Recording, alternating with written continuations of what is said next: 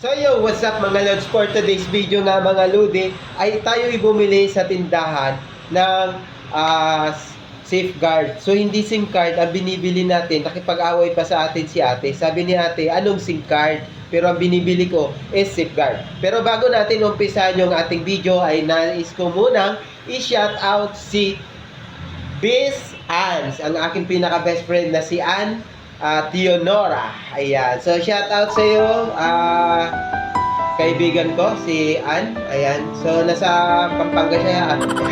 Batang, ano ba to? Bulacan. So, shout out sa iyo. At, huwag mo pa-stress. Alam ko lahat tayo may problema, pero ipasa Diyos na lang natin. So, shout out ulit.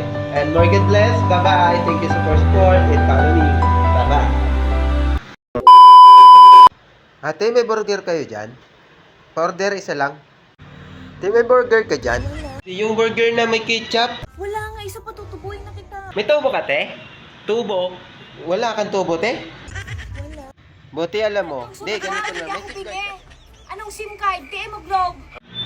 Oo nga, no, te? Hindi ka bingi. Sabi ko, pabiling safeguard, hindi SIM card.